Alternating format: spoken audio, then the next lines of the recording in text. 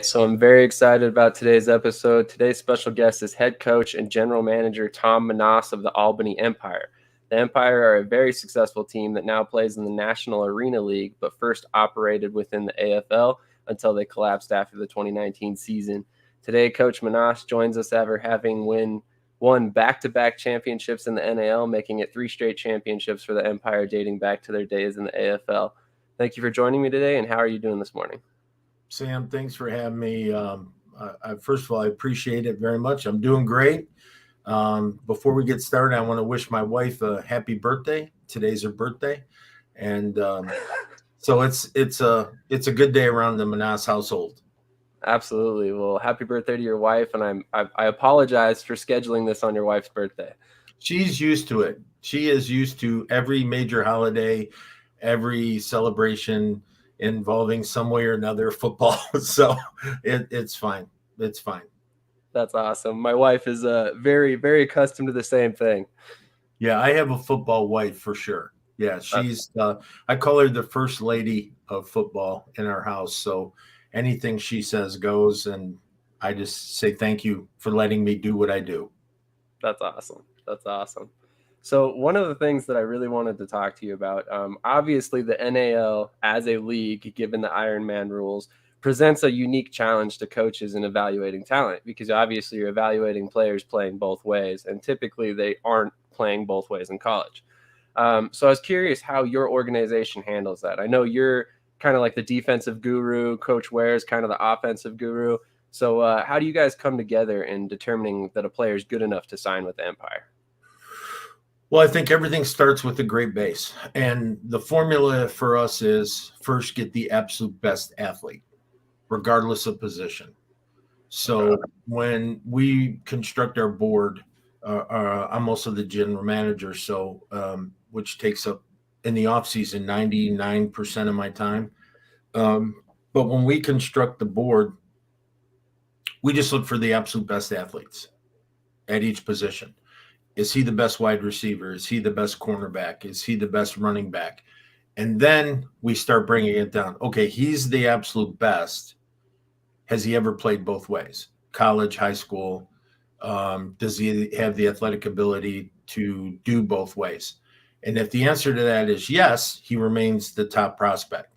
If the answer is, well, no, he's never been that guy. He's only been a defensive end his whole life. He's never played offense. He doesn't want to play offense.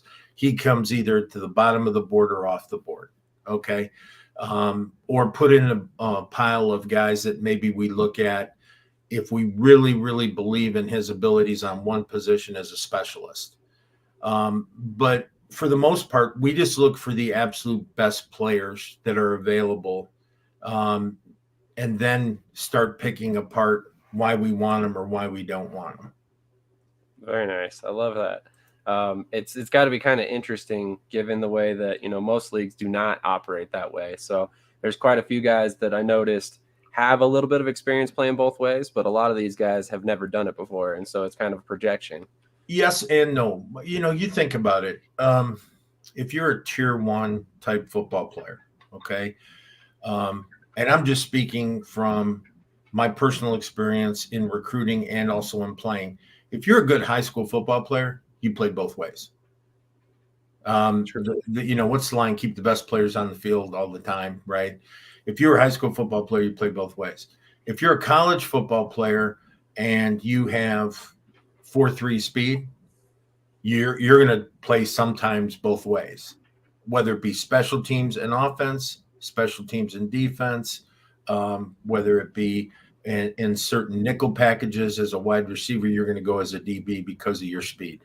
So most linemen throughout their entire career practice against defensive linemen on a daily basis. So it's the yin and the yang. I know how to be a good defensive player by all the years I spent trying to block defenses. I can now work on my talent level to equate that.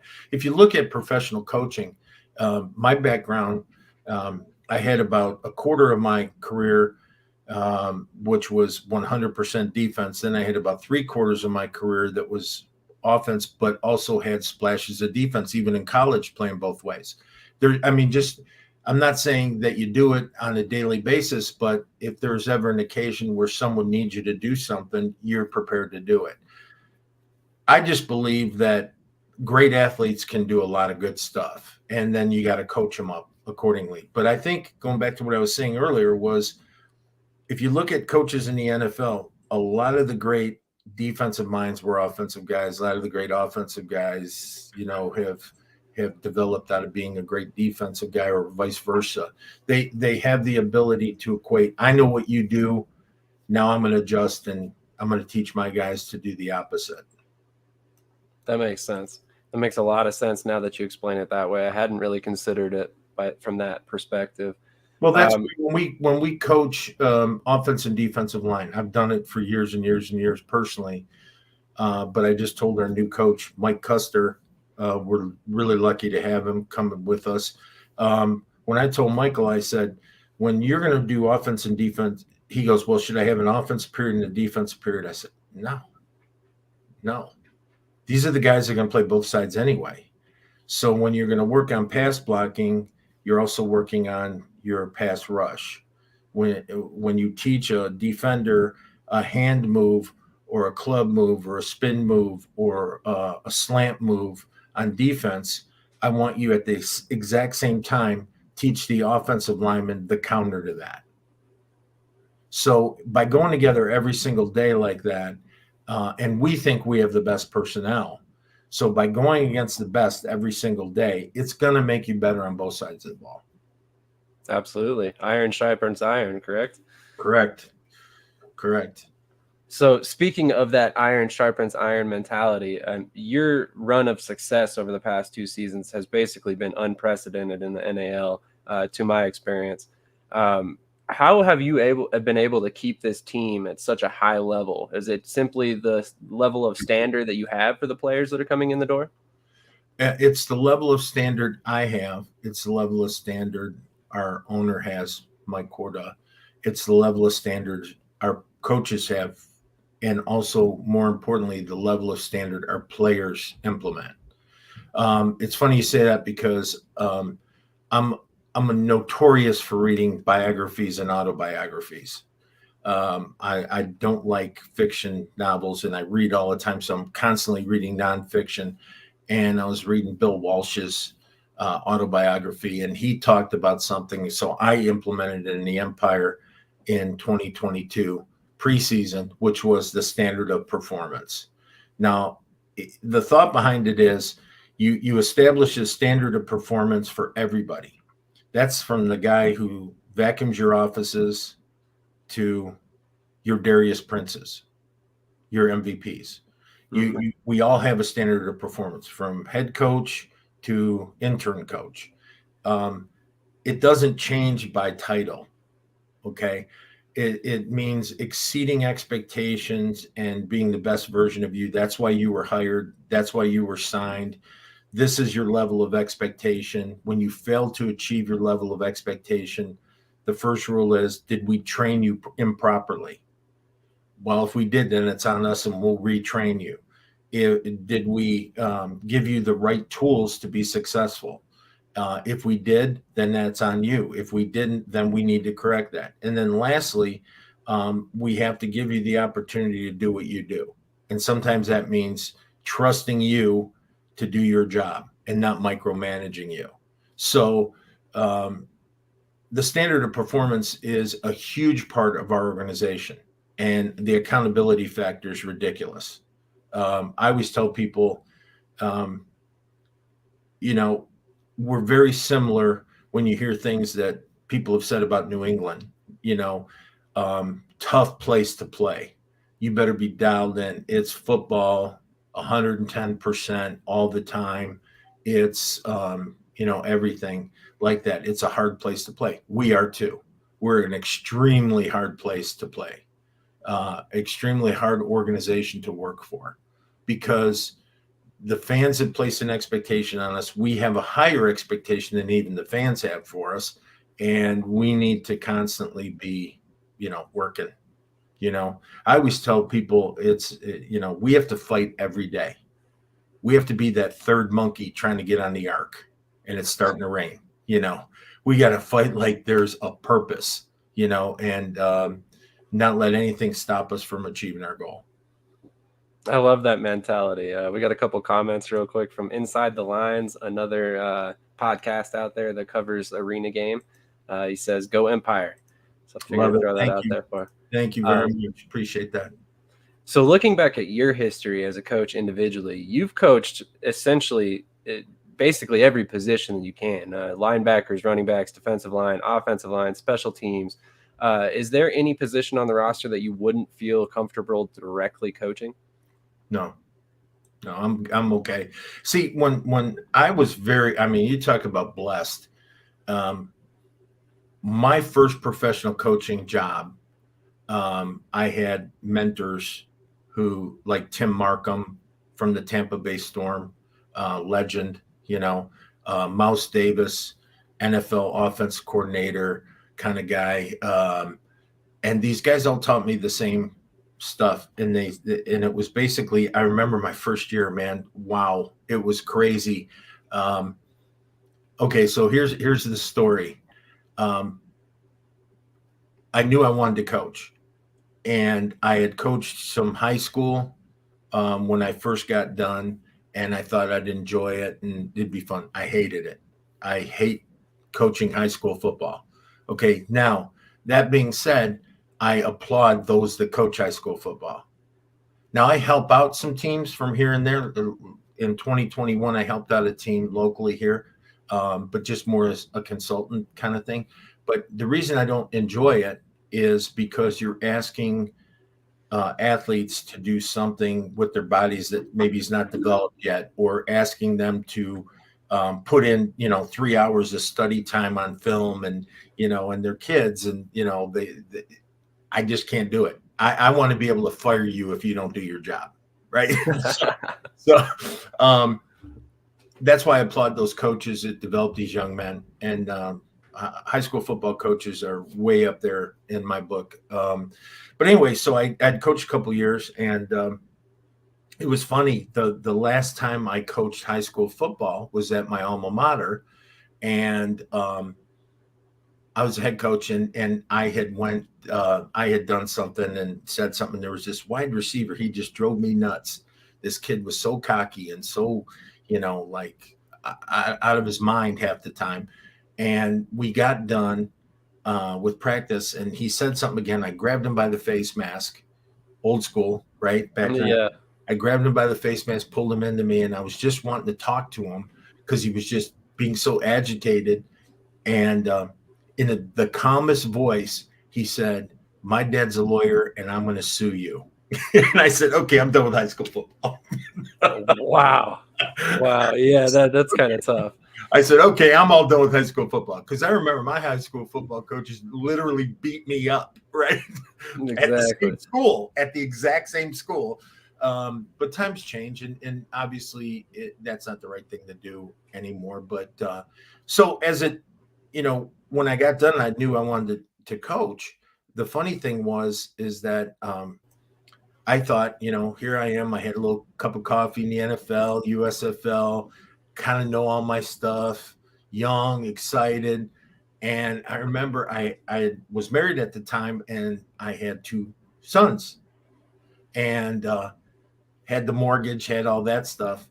And I walked in, I said, "Yeah, I'd like a coaching job, and da-da-da." And Mouse says to me, this is after I'd helped Timmy out, but not in any really official capacity, if you will. It was more consulting stuff. And then my first real sit down, gonna work, be a professional football coach was with Mouse Davis. I mean, you think about that. And then all of a sudden I was in that circle with June Jones and Jerry Glanville and Spurrier and all those guys, because they're all friends. Yeah. It's crazy, right? So I go in, I walk in for the first job, and he said, "Okay, I'll pay you $5,000. I go, "Oh, a month? That's cool." And he goes, "No, a year." And I said, "What? What how can I?" He goes, "Figure it out. Because what I'm going to teach you is going to take you further than whatever." So I remember going home. That was a fun conversation with the family at that time, saying, "Okay, no more McDonald's. We're eating in the house for the next 12 months because we won't have any money." And but I did it. And they made me fetch coffee, take out the garbage, make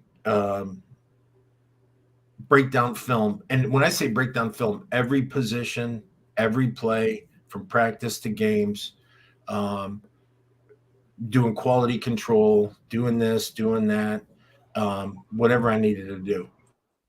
Made it through the first year. We made the playoffs. It was a great experience. Second year, come back. He calls me in the office, gives me my contract, and it was a great contract. It was a great contract. And I said, man, thank you so much. And he said, you earned it. He said, now you're a coach. Before you were just some guy who came in here and thought you knew football because you played it. Great eye-opening experience for me. After that, it was funny because this is where you get into that circle. After that, we had a terrible year. I blame Mouse Davis for this. No, I'm just kidding. He'd kill me if I said that out loud. Anyway, but we had a quarterback issue, and he loved this quarterback, and this quarterback was struggling. And we went from like 13-3 to 3-13. I mean, it was bad. So we're sitting down in the coach's office at the Palace in Detroit, and he walks downstairs and he says, well, we're all fired. I went, what'd I do? I'm thinking, how come I'm fired? I get you're fired. Why am I fired? He goes, well, I told him if I was gone, you wouldn't want to be here anyway. I went, okay. So I thought my coaching career done, right? I'm thinking, great. I just got fired. I've been in this 2 years, 3 years, and now I'm done. Sure enough, I'm sitting next to a guy by the name of Rich Stubler, who's our defense coordinator. Rich is the CFL defensive guru. He's won like 9 Grey Cups, and he loved arena football and would do that in the offseason. So I'm packing my stuff in a box, and he goes, what are you doing? I said, I'm packing my stuff. I'm heading home. He says, you're not heading home. You're heading to Toronto with me. We just got hired. You're my new defensive line coach. So he took care of me. Go to Canada, and now, boom, win the Grey Cup the next year, and celebrate all that stuff. But my whole point to the story is that I had to pay my dues like everybody else. I paid my dues, but in that process, I learned how to coach a quarterback, wide receiver, fullback, defensive end, whatever, that I hadn't been accustomed to before. And the nuances of it, the drill work, the breaking down the film. So when I want to send film to a quarterback, from that experience, I know how to break down a film for a quarterback to watch separately from what an offensive lineman would watch or a defensive back. Invaluable. But that's one of a million stories. If you ever watch any of the shows on ESPN, 30 for 30 or any of those things, they all talk about that. It's eerily similar to everybody that they've gone through that experience. I don't know anybody who just got off the bus and said, hey, won the Super Bowl. They had to pay their dues. Yeah, absolutely. I mean, it's a large adjustment from playing the game to coaching the game. Just like anything in life. I mean, you can know how to do it and be an expert at it, but teaching it is a whole different ball game. So, well, I'll tell you. I'm sorry. Ahead. I was just going to tell you from last year. So every year I get a former player asking if he can have a coaching job. Every year I'll get that. Last year it was Jeremy Richardson. Great football player, great guy, love him to death. And first thing I said to him, I go, you're going to hate this, right? And he said, well, what do you mean? I said, you are the lowest rung on the ladder now. Okay. You're the new coach, the new guy. And you went from being a superstar on the field to now being the lowest rung on the ladder. But I said, if you can listen, I promise you I'm going to help you in any way I can. Well, big learning curve. Lots of yelling, lots of screaming all year, lots of hugging, lots of kissing too, but it was, I'm confident to say if you were to ask him, it was probably one of the hardest things he ever had to go through because I treated him like a coach. We don't, when I say, okay, guys, you're excused for the day, that doesn't mean you. We're coaches. We don't leave when the players leave. We don't come in an hour before practice. We're here 4 hours before practice, 3 hours before practice, preparing everything for practice. And that's the one thing I would say to coaches. Coaching is way harder than playing. It is way harder than playing. You get in the NFL and they can only keep you like 5 hours now or 4 hours. College, they got a clock on how many practices you can have, this and that. Trust me, I know coaches are, living in that building to make it easier for the players. And that's what we try to do. Coach Ware and I, especially, we've been together now 2 years, and he's the best at what he does. And we try to make it so our hard work makes our players' job in preparation a little bit easier. Absolutely. So we're going to change gears a little bit. You've talked at length about the Empire Way. So I wanted to get your opinion on what that means per se, and how that standard of play has risen over the years. The Empire Way is a culmination of a lot of different things. You can't emulate it. You can't copy it. It's funny how teams try, right? And they try without telling you they're trying to copy it, but then everything they try to do is what we've done. But the Empire Way is this, in a synopsis form, I guess. The number one thing is, if you're going to own a professional football team, then you better be prepared to treat your players like professional football players. I don't care if it's indoor football. I don't care if it's outdoor football. You better first, it's got to start with the top. And that's what Mike does. The second thing is, you have to have a standard of performance, like we talked about. That standard of performance not only includes expectation, it includes direction. So we give you a map how to be successful as a player or a coach coming in. We're going to give you a map how to do it. And then there's a bunch more to it, but essentially it's, have you ever seen the special that Doc Rivers was on when he spoke about, I think it's called Utumbo. And what he says in that is that he had just got signed by the Boston Celtics. And the reason I bring this up, this best describes the Empire Way. And he said that when he went to do a show or something, there was this lady in the audience and people in the audience just chirping at him, man, just getting on him really hard because Boston wasn't doing great at the time. And I love Doc Rivers. I think he is a fantastic coach. And afterwards, this lady comes up to him. She says, "You need to do Utumbo." And she walked away. And he's like, "What the hell? What did she just say to me?" So he starts trying to look it up in a dictionary, and it doesn't exist. And he finally gets a hold of this lady, and she said, "It's not a word, it's a culture." Well, Nelson Mandela, who's one of my heroes, he had developed this thought process that Utumbo means I cannot be great unless you're great. So we'll just break it down to the simplest form. This show today cannot be great unless you make me great and I make you great. Okay, so we have Darius Prince, best indoor football player in the United States today, right? He can't do anything without Cornelius Lewis playing tight end, blocking.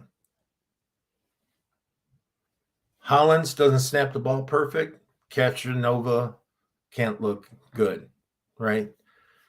I can't be great unless you're great. So that's a huge part of the Empire Way, is unselfish, benefiting each other, and how we can make you great. I can't tell you how many times culturally we've had to dissect people from the process that don't fit in.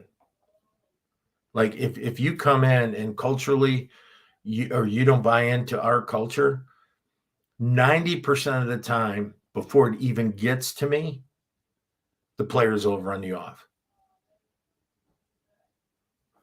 I don't want anything like Johnny kissed Bobby's girlfriend. I don't give a shit. You guys handle it.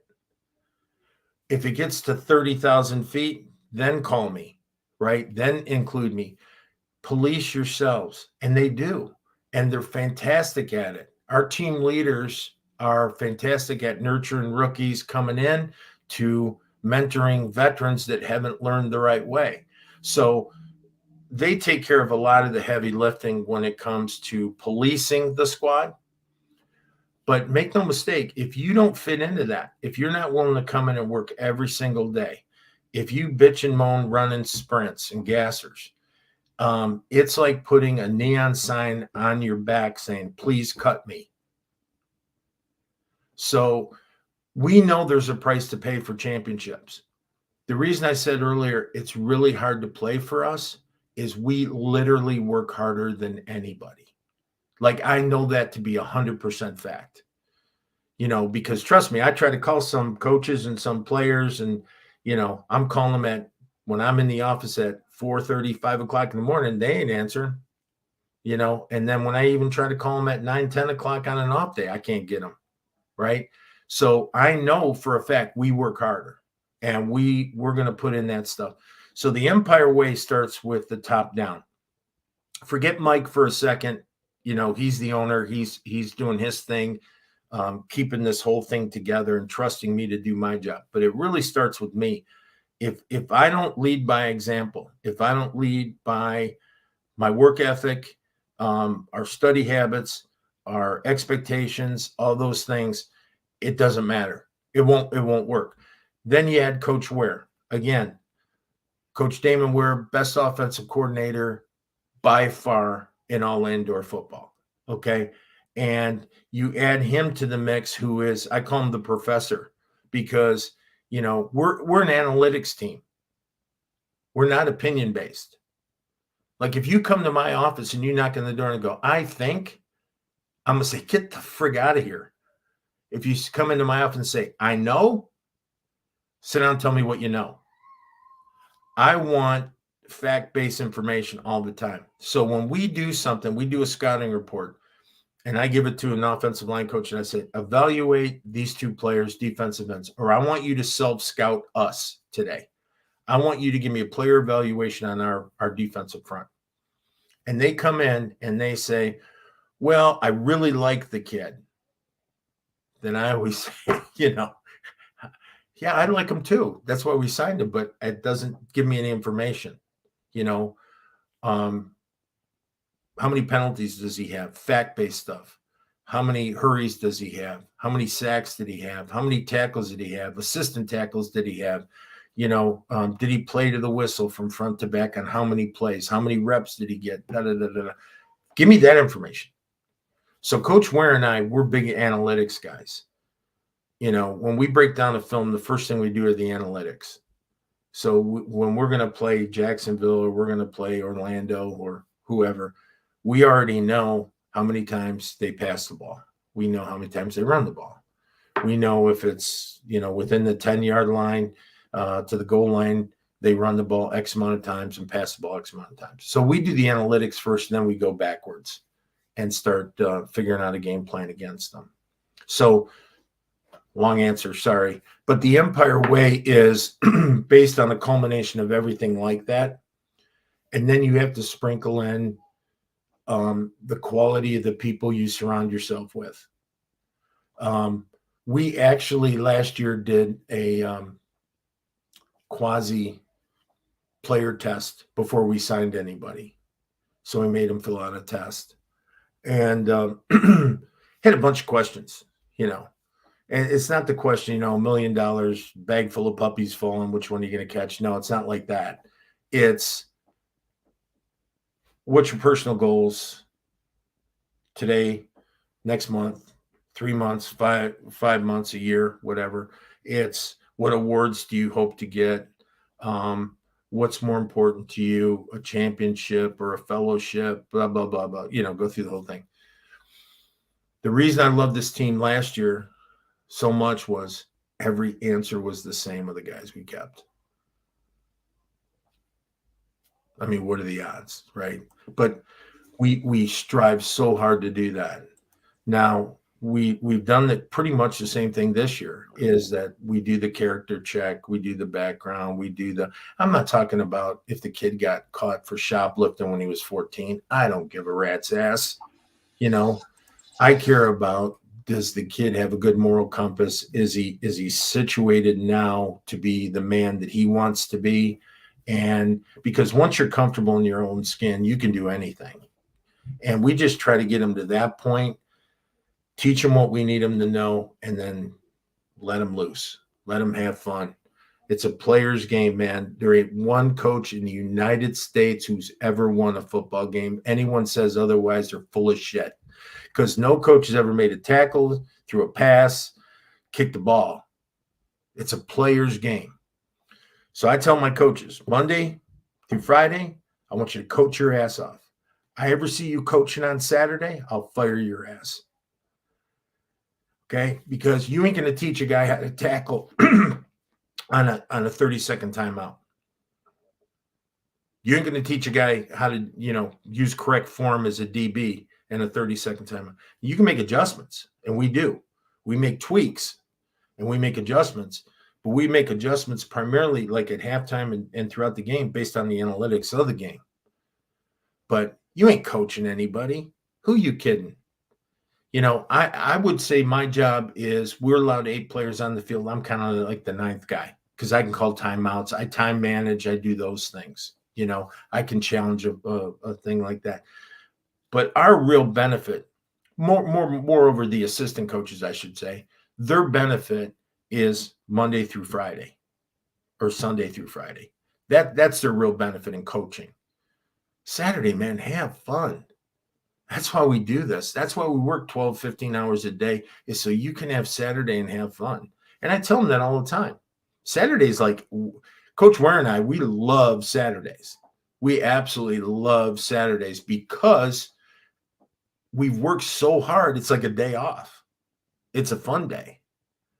And I get to watch the greatest players in indoor football on our team. And I get to watch our coaches work and what they've developed. And we have fun doing it. So, yeah, that's about as much I can tell you about the Empire Way without spending the next hour and 2 hours going into more detail. But, yeah, that's it. I love it. I love it. And for the record, feel free to go into as much detail as you want. The whole purpose is for you to tell the story, not for me to tell it. So I definitely appreciate that. Story's only good if you make it interesting and people want to listen, right? Exactly. So this next question is a little bit of a 2-part question. So for those who aren't aware, we touched on it briefly earlier. You've actually played in the NFL and the USFL. You have somewhat a unique perspective about the arrival of these new outdoor leagues. So first of all, how did you feel seeing the USFL name return after 3 decades? All it is the name. It is nothing like what we had.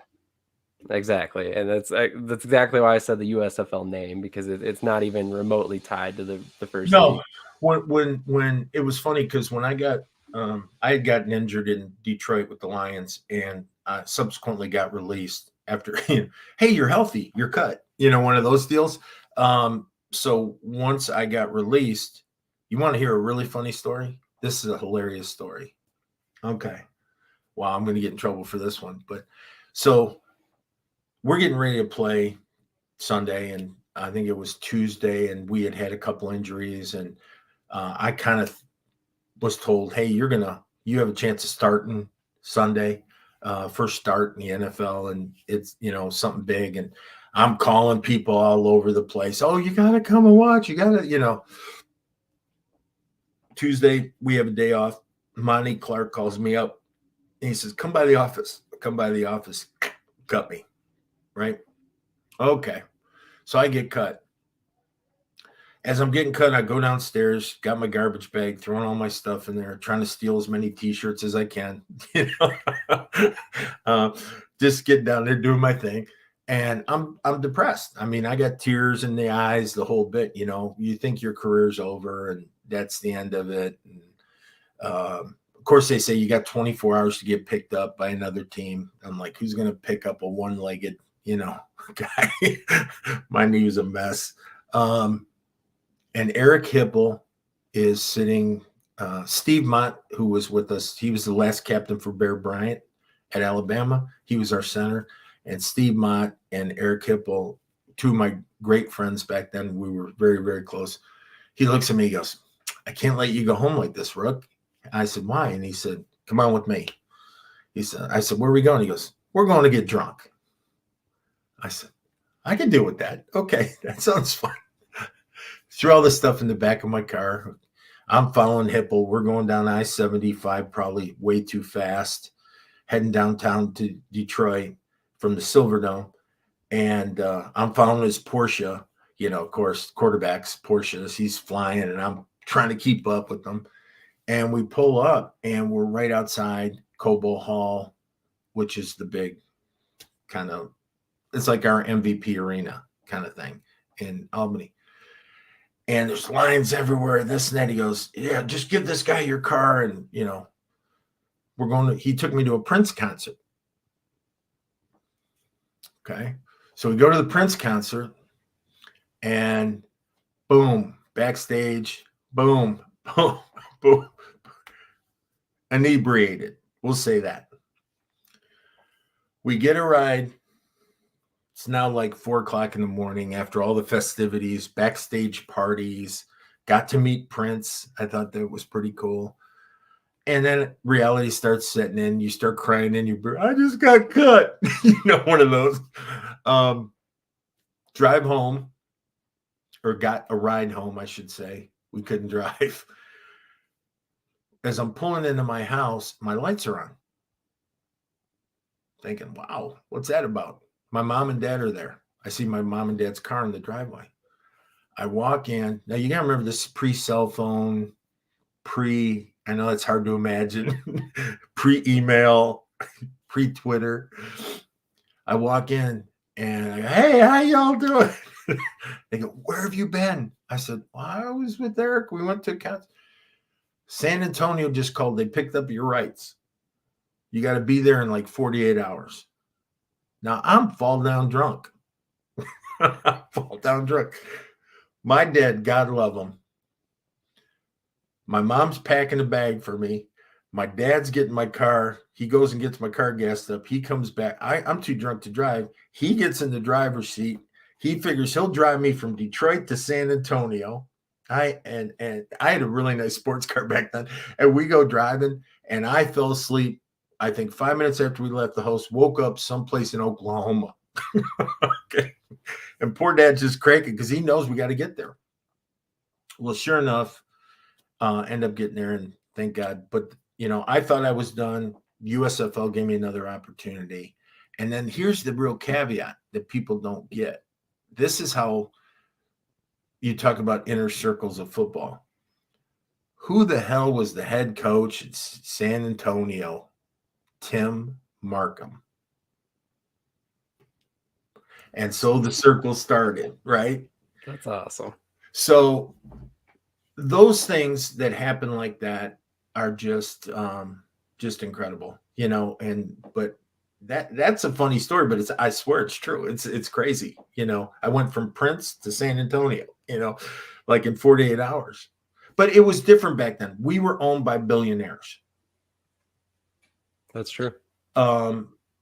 NFL players were playing in the USFL because the money was better. I know my money was like $100,000 more. Okay. You're talking at that time, Steve Young, Jim Kelly, Herschel Walker. I mean, the talent level that was going to the USFL as opposed to the NFL was huge. We just don't have that. I don't see that yet, let's just say. My thing is with spring leagues, Sam, is that when is enough enough? Now, I love opportunities for players. I do. I love opportunities for players. But it's the bullshit that goes with it. Because you have the USFL come on. God love them. They're in their second year. They made it. They got that first year done, right? And that's the hardest thing in the world to do, is that first year of a new season. They got it done, and they're getting ready to start the second year. XFL comes out, And The Rock says, no, I got a better way of doing it. I'm going to pay you more. I'm going to this you more. I'm going to that you more. That's how you go bankrupt. Okay. Is when you try to one up and continue to one up. I would love to see the USFL and the XFL just be one league. I would love that. I don't see the reason why it's not, to be honest with you. And as far as like these other spring leagues, I know the IFL and US are considered the two premier indoor leagues, but it's funny because I'll talk to a kid and I'll say, "Where'd you play?" He goes, "Oh, I played for the WFFE." I go, "What the hell's that?" He goes, "Well, it's a small thing, and it's a small league, and this and that." I go, "Oh, okay."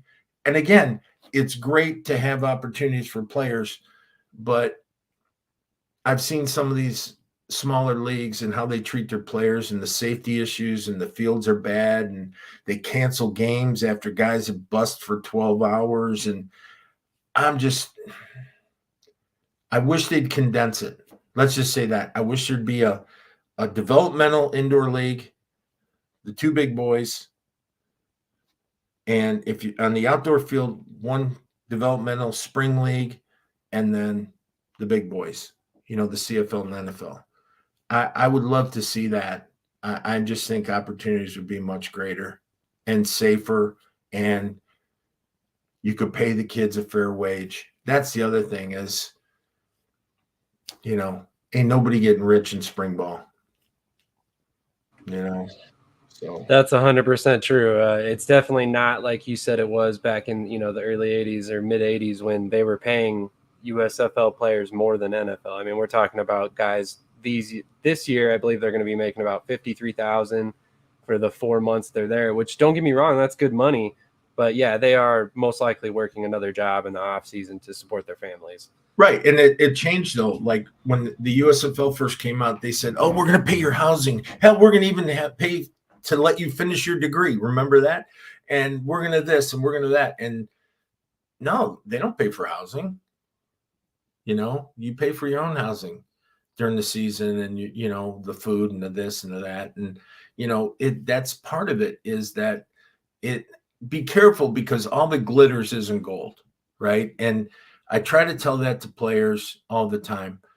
Hell, man, if you play here, we'll use Jacksonville. We'll use Jacksonville as an example. If you play for a USFL team or an XFL team near or about around Jacksonville, you're playing in front of like 300 people at a high school football stadium. If you play for the Jacksonville Sharks, you're playing in front of 10,000 people. If you want a football experience, that's pretty cool. The thing that I think that they hang over kids, which is good and bad, because you wish the best for these players, man. But the thing that they hang over these kids is, well, we're going to give you an opportunity. I heard The Rock about 30 times say this in his little clips. We're an opportunity league. We're giving you an opportunity to go to the NFL. We're giving you an opportunity to do this. We're giving you an opportunity to do that. No, you're not. I mean, yeah, maybe one out of your 700 or two out of your 700. Make no mistake, the developmental league, and I'll say this out loud once and for all, the developmental league for the NFL is called the NCAA. They spend millions and millions and millions of dollars to cultivate the NCAA feeder pool, scouting. I mean, think about the scouts they pay, the people they pay to work, to evaluate talent, to do this, to do that. Yeah, if they're evaluating a player from Alabama and they've got $100,000, $200,000 into just evaluating this one kid, right? What makes you think they're going to be worried about a kid in Padunka, wherever? And their first look is that guy, because they have the investment there. Then, and then an opportunity. That's why I always tell guys, a rare opportunity in playing in spring outdoor football is if you can shine, God bless you. I want you to get jobs. I want you to go to the NFL. I want you to have all that. I do. But you get the same looks you're going to get from us. We're going to give you 3 hours of one-on-one tape. 3 hours. And I go to pro days all the time, and I'm standing next to guys from the Jets, the Giants, the Steelers, and we're talking, you see anything? Nah. I go, really? You don't like that kid? Nah, we got 5 of them that we're looking at already. Me, I'm like, I'll take him. He's a great football player. So it leads to opportunities that you wouldn't normally have at this level. The thing about it is, I don't think kids realize that they can have a really good life in indoor football. Okay, I know the money is not NFL money. I get that. But if you know how to brand yourself, there was a guy, BJ Hill in Green Bay. I tell this story all the time. When I coached in Green Bay, he was an indoor football player forever. And when I got him, he was in his 15th year or something like that. And I said, I was talking to him one day. I said, are you from here? And he said, no, I transplanted here. I said, in the IFL, indoor football, I don't care if you're grossly overpaid. If they go by contract, you're only making $250 a week. And you've been doing it for 15 years. He said, I took my name, I worked my ass off, I made the Hall of Fame. I bought a gym in town. Everyone loves me. My gym's packed every day. My kids get all the love in the world when they go to school because of what I accomplished here. He built a brand and a life here where he's exponentially wealthier than he would have been if he'd have played 1 or 2 years in another league. He's got a lifetime of success where he's at. So I tell these kids all the time, brand yourself and build yourself up in the community. You never know when an opportunity is going to reach you aside from football. I love that. I remember you telling that story on Inside the Empire. Okay. And it was a good one. It really is, because exactly how you said it. If you brand yourself, you make yourself wealthy over a lifetime, rather than the 2, 3, 4 years that your football career might last if you're bottom into the NFL. So I really like that point for sure. The second part of that question, and it's probably going to be a really quick answer, but did anyone at any point reach out to you about your interest level in coaching for a USFL team? Yes. Really? Very nice. Can I ask who? No. Okay, that's fair. No, it wasn't as a head coach. It was a coordinator position. But no interest. Thank you, though. That's fair. That's fair. Yeah. And Coach Ware and I, it was since the season ended last year. I probably had legitimately, I think it's like 19 offers to go someplace else. I mean, and I would say over half of them for way more money. I believe it. I ain't going anywhere. I made a promise to Mike Corda. We're going to ride this horse till she bucks us.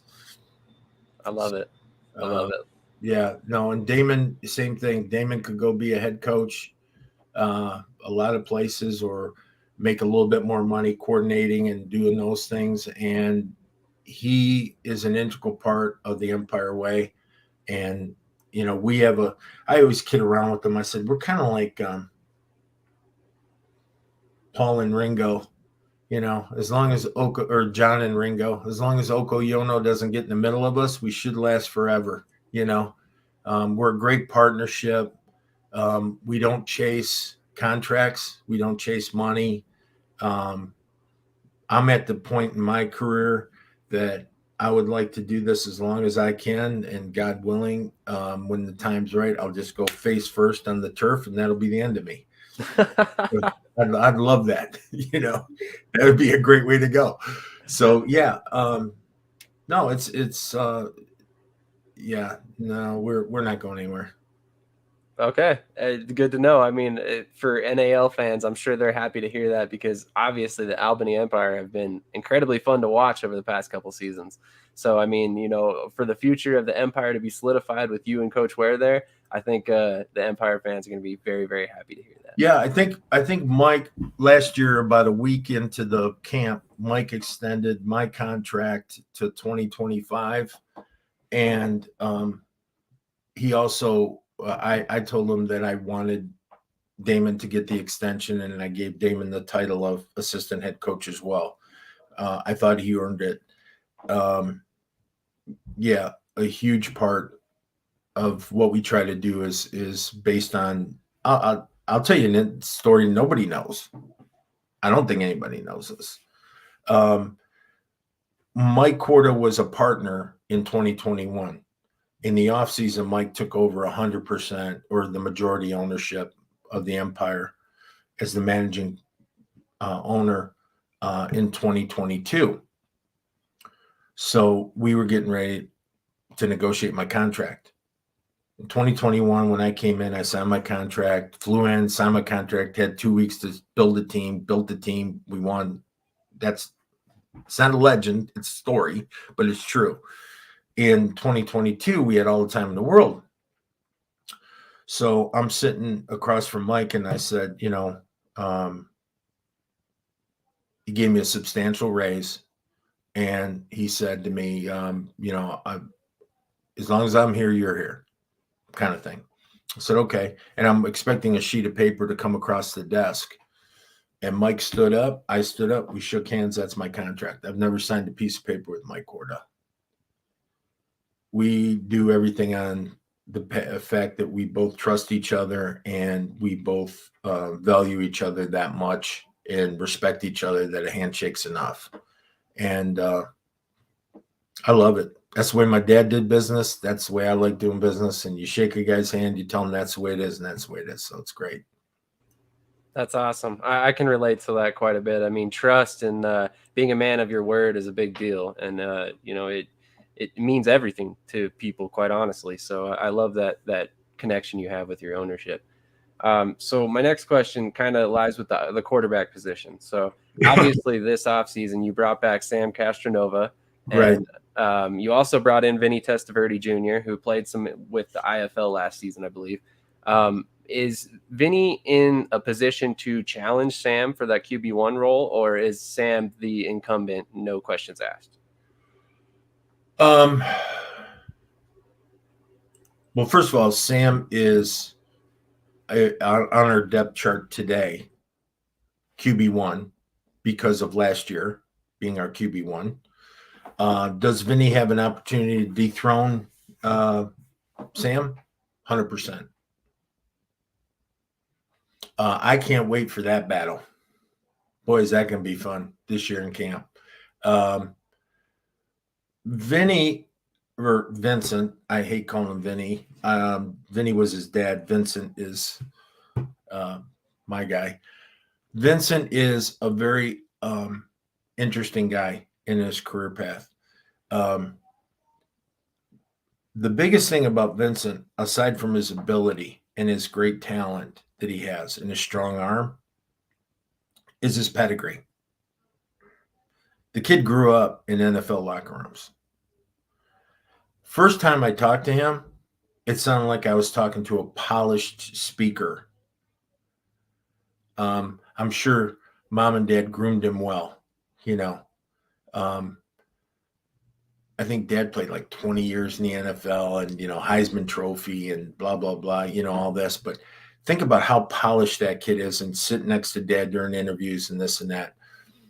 His leadership ability, understanding the role of QB1 and what that entails is not just the 2.5 hours on the field at practice, the ability to physically be durable for a whole year, do those things.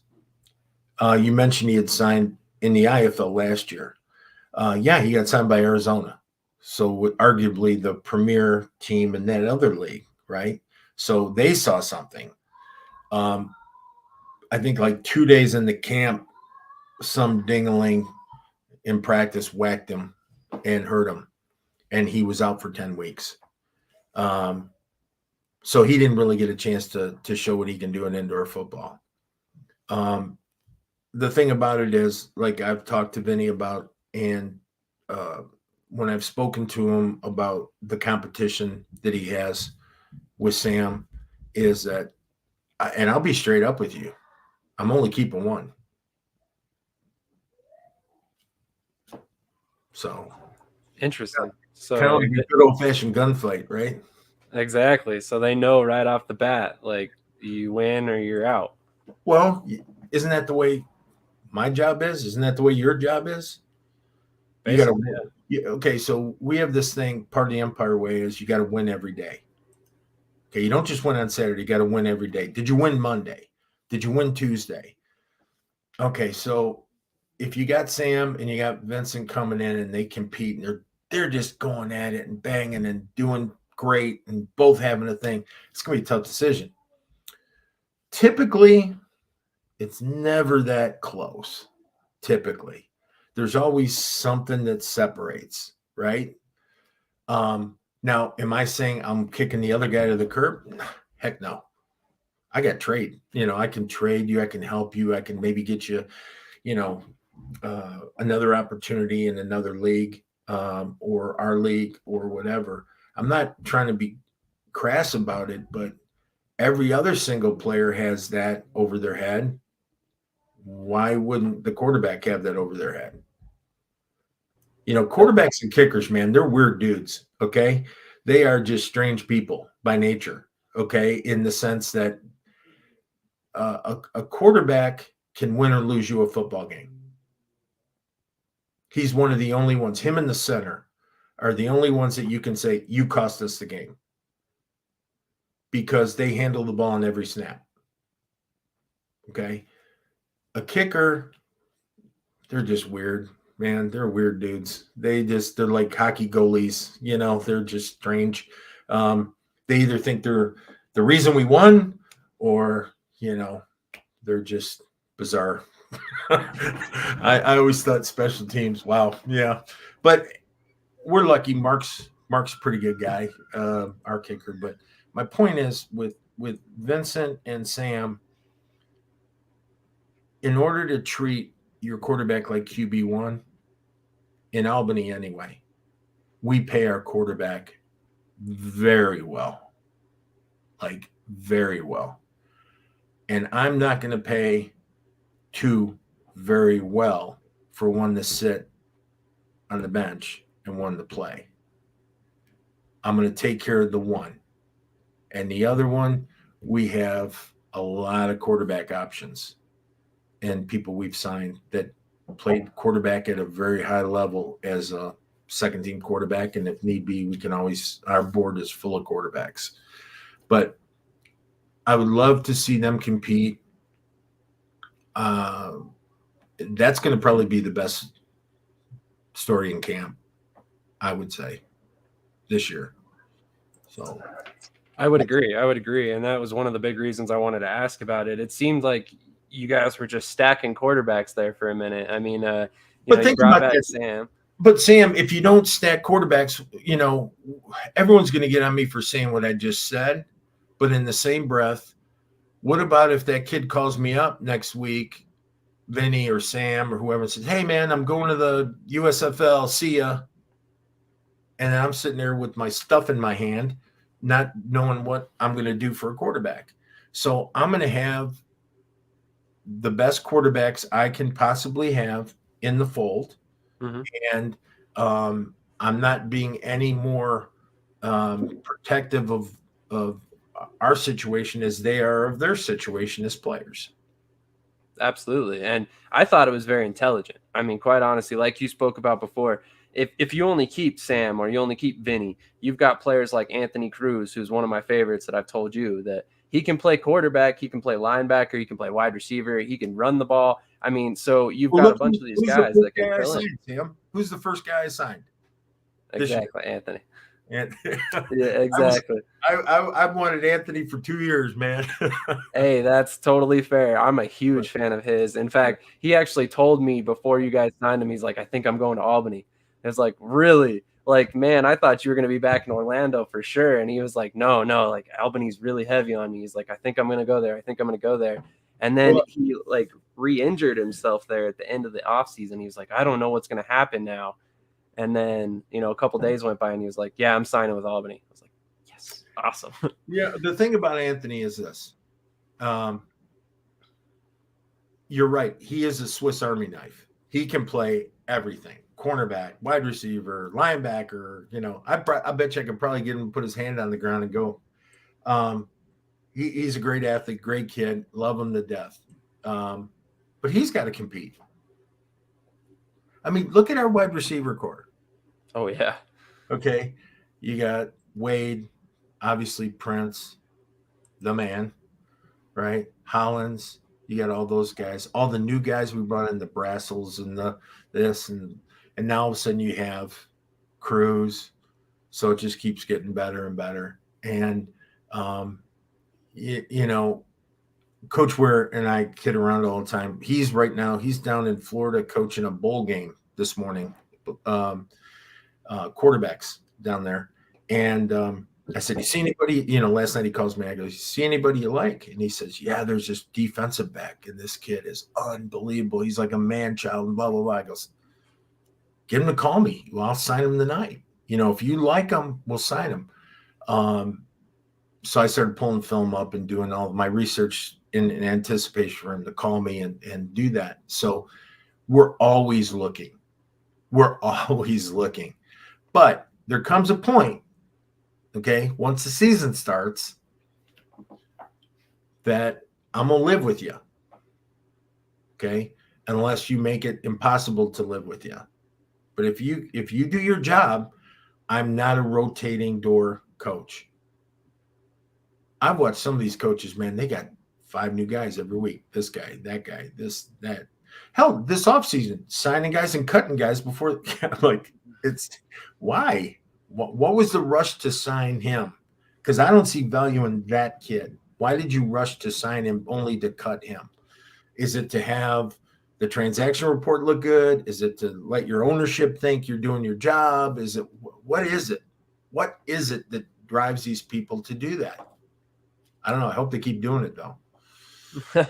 Yeah, I mean, obviously that gives you guys a little bit of an advantage because players see the way you guys handle players. You're either in or you're out, and you have loyalty to your players, which they obviously are going to relate to that because it's not something that's very common in the indoor world specifically.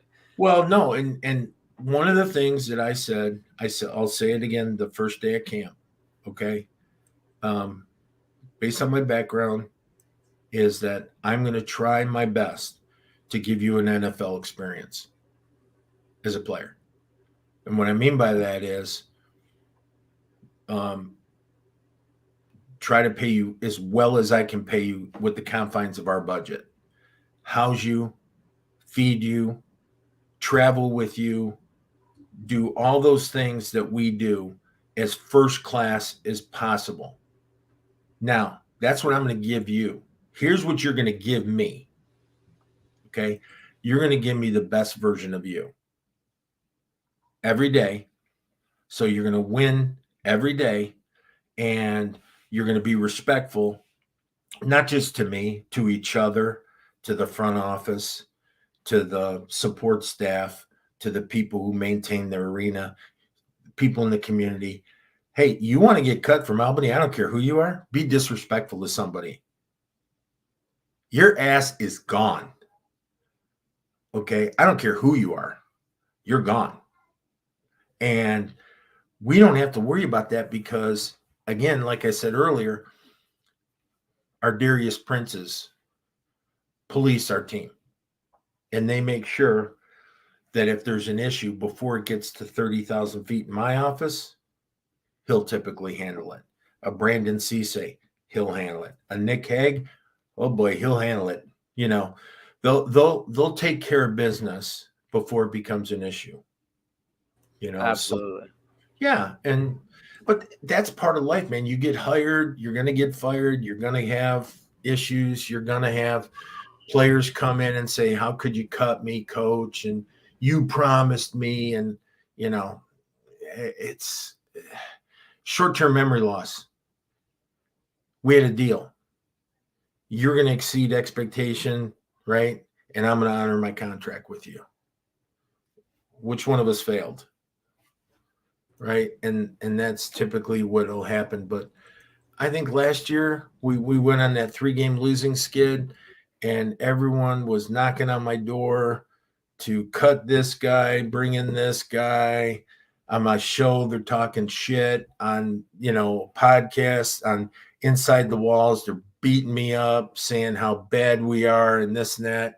And, you got one guy slurping on San Antonio, the other guy slurping on Jacksonville. And here we are in returning champions, and we're like an afterthought. So a big motivation for me was shutting a lot of people up, and our team was. But we didn't change our team. We didn't change it. We had one guy. We had Mets, and we had Mets because we had a little issue with the knee on one of our guys. He had a torn meniscus. So we danced with the one that brung us. We supported our players through that time. We supported our coaching staff during that time, and we got through it. And I think that's a large part of why we won the championship. I would agree. So you've talked very heavily about how many veterans you have on the roster. How much do you think that talks about the level of loyalty they have to the team, the level of how you're taking care of your players? I mean, it seems like these guys are coming back and you're their top choice. Well, I think the biggest reason they come back for various reasons. Okay. First and foremost, I think they come back for each other. That's a big reason. I mean, I tell them this all the time. If I got to go to work every day, I want to be around people I like. I don't want to be around people I can't stand walking in the same room with. So they like each other. They're loyal to each other. They trust each other. The second part is I think we take better care of our players than anybody else, bar none in the league. Okay. And then the third thing is I think they appreciate the fact they're getting the best coaching that we can provide them too. And we take ownership in our successes and ownership in our failures as a staff. Last year we lost our home opener, which I thought was inconceivable. And I said, damn, I understand Ironman rules, and I this, and I that, and I this, and I that. And after the game, I sat in front of the press corps and I said, do not blame one player. The entire loss, everything to do with it, everything from preparation to performance was my fault. And it was. I tried to simplify a simple thing even more, and I made it really complicated for my staff and my players. So live and learn, right? But you have to be willing to there's always enough, in the cup when the cup's full for everyone to take a drink. It's when the cup's empty, who wants to stand there and hold it, And I think sometimes you have to be willing to stand there and hold an empty cup and take it on the chin for your guys. And I think they know I got their back. I hope they know I got their back. And we'll keep doing what we do, And I always tell people we don't win championships, we win jewelry, man. We're going to open a jewelry store in upstate New York pretty soon. It's getting pretty good. No. I love that. Yeah. I love that. But again, that's a joke. But in truth, I tell them this: do not play for jewelry.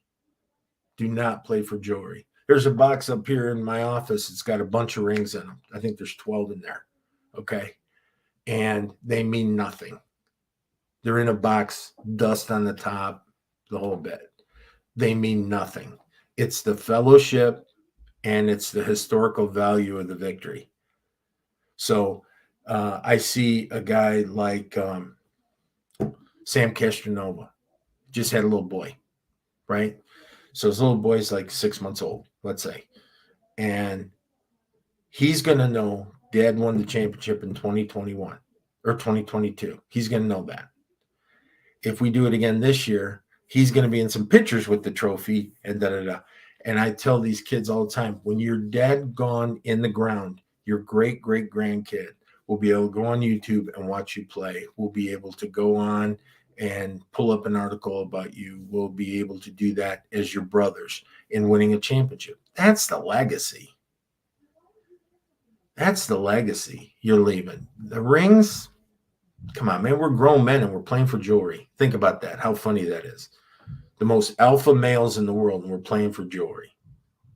I just find it comical. I just, hey, look, they're great. I love them. They're great. I give them to the kids. Grandkids all got one. They have their names on a bunch of stuff. I love it. But it's got to be bigger than jewelry. It's got to be something bigger that you're playing for. It's got to be, playing for each other. I tell people this all the time. You don't have to, if you and I are related, okay, that doesn't, necessarily make us close because we share the same blood, right? We can be close just because we consider each other family. It doesn't have to be blood related. And we got to create the family. And then once you create a family, you never quit on family. I've seen players quit on teams. Look at Antonio Brown. Walked right out the field, right? I guarantee you he wouldn't do that for his child. He wouldn't walk away like that for his child. So if you have a family atmosphere, if you have that, he's going to, we're going to try to cultivate an atmosphere where these guys want to win for each other as much as they want to win for themselves. Absolutely. And I think you said it best when you say they're there for family. I mean, that makes perfect sense. We've seen countless players follow another player to another team because they've got a connection with them. So it wouldn't surprise me at all. So I've got two more questions for you. This next one is about the show, the Albany Empire YouTube channel that you run, the Inside the Empire show. Obviously, as I've told you off camera, I'm a huge fan of this show. I personally think that every team in indoor football should have a show similar to it. I think it brings the fans inside the organization and they get a glimpse into your thoughts as a coach. And I think that's unprecedented. But I'm curious, how did this idea kind of come about? Was it Mike, the owner's idea? Was it yours? How did it end up happening? So everywhere I've been, I've had a coach's show, like of some kind, usually it's at, Bob's barbecue on Monday nights at 7:00, and they show it. But this was a situation where I said, again, we want to create an atmosphere that's like an NFL experience without the budget, right? So I said, one, we had Jeff Levesque, who great media guy, understands the market. People love him. And him and I sat down and talked about doing a show. And we were going to do like a one-off show to start. And so we did this show together, and it worked out great. People loved it. I mean, we had the show whether we won, lost, took hard questions, answered things, laughed, argued with each other, raised money for charity on there, talked football, had the players on as guests, which I love doing. And all of that culminated into a pretty successful little show. So now Levesque splits, goes to Columbus, right, to become the president of the Columbus Lions. And I got people writing me, where the hell's the show? Texting me, when's the next show? When's the next show? So I talked to Matt Wells, who's our president, and I said, hey, we got to figure something out. People are blowing up my phone, asking me questions. I like to kill it 1 hour a week and answer everything. And he's like, well, you can do it by yourself. And I'm like, oh, God. There's nothing harder. You know this, Sam. You're a professional. There's nothing harder than sitting in a room and try to sound entertaining while you're looking at, a screen. But doing the best we can. I think now we're like done a dozen episodes since Jeff left, and things are okay, and people seem to like it, so we keep doing it. But I think there's a big change on the horizon. I would watch this show on Tuesday. We're doing a live show Tuesday at 3. I have a special guest on at 3, Jeff Levesque. So maybe we'll have an announcement to make at 3 o'clock on Tuesday. But yeah, you know, again, some days you love doing them.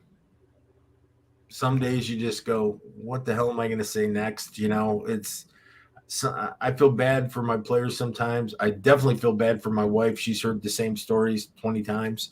Uh, it's hard to not do that. I want to mostly concentrate on the kids and their successes, what we need to get better at, future opponents, things like that. But in the off season, it's all about recruiting. Absolutely. So I like it. Yeah, Like I I've had said, players ask me, what's it like? And I go, just watch a coach's show. See if you like me. If you don't like me, don't come here.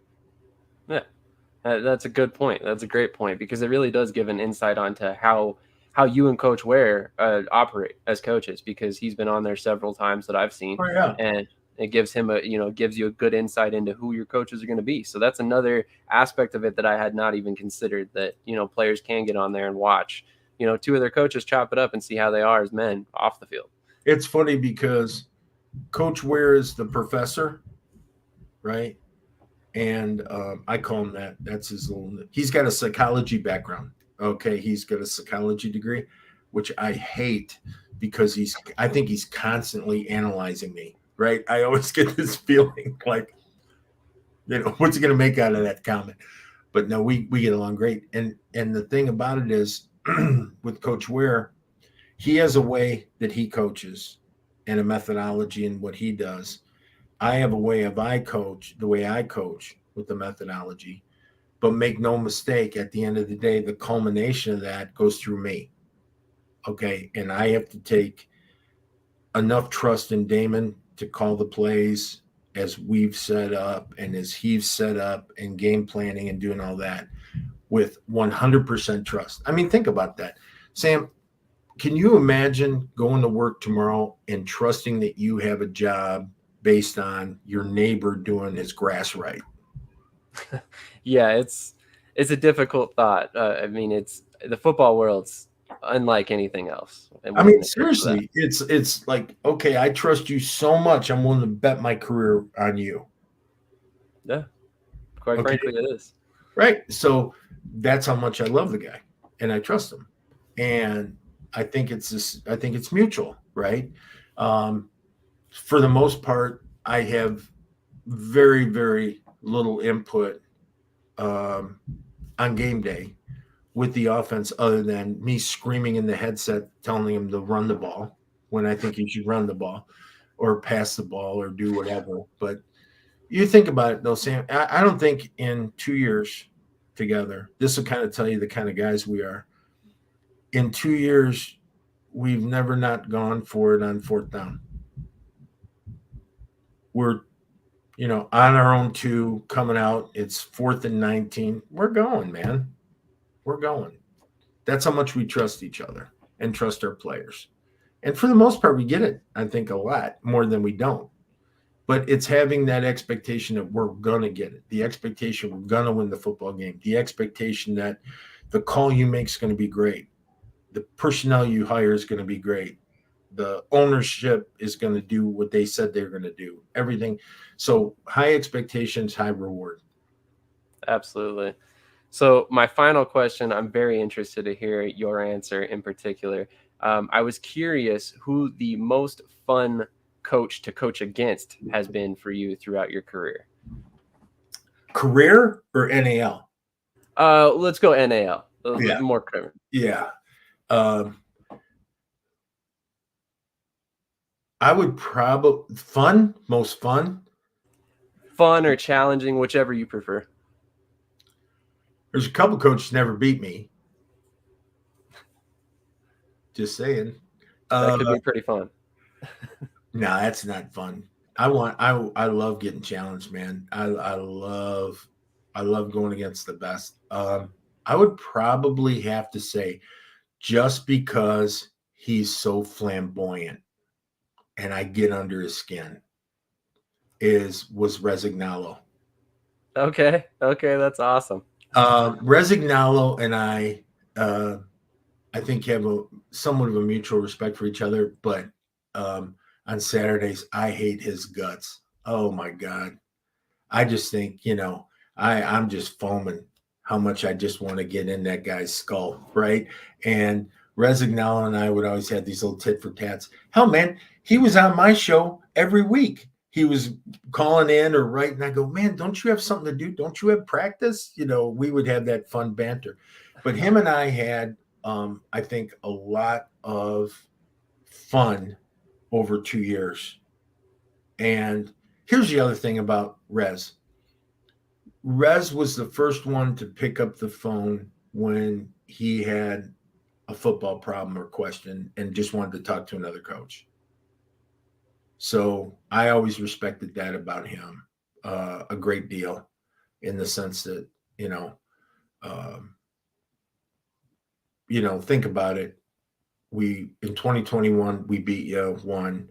In 2022 we were dogfighting and would still have conversations throughout the year, but especially after the season, we had some pretty nice conversations as well. And it was good.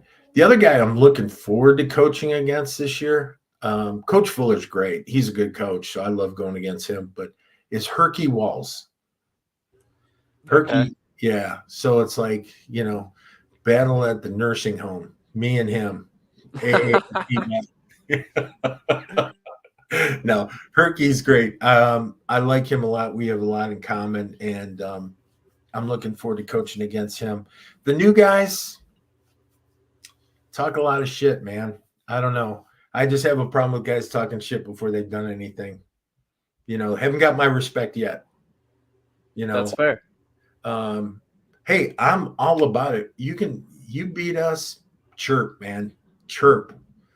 But just because you beat us during the regular season and lose and not win the championship, you still can't chirp. You didn't do anything. Exactly. We're not in the business of winning April. We're in the business of winning August. And, people get on us all the time because we're very, I don't want to say it's our swag or whatever, but I tell the kids this all the time. As long as you can back it up, you talk as much shit as you want. As long as you can back it up. The second you talk shit and don't back it up, you're getting cut anyway. It won't matter. So just be careful that if you're going to talk it, you better be able to walk it, right? And I want, and that's what's so funny, is because these other teams, I hear them all the time. Well, it's going to be, I'm not saying this is anybody in particular. I'm just giving an example, but it's like, it's going to be the Orlando way now, just like the Empire way. It's going to be the Orlando way, or it's going to be, we're going to win. And then I see these guys down in Texas, and all they do is talk about beating us, and all they do is talk about, this and that. I had an owner, my hand to God. I had an owner at the owners meeting, looked me square in the eye and said, our only mission is to make sure you don't make the playoffs. Wow. And this is a team that didn't beat us, right? And I looked at him, I said, well, you've already lost. Because if you're that worried about us, someone like a West Tech's going to whoop your ass. Yeah. Okay? You can't be that way. You can't just say if your only mission is to beat us, you're wrong. First of all, we don't care what you do. We don't care what you do in Orlando, Jacksonville, Carolina. I could care less. We care about what we do.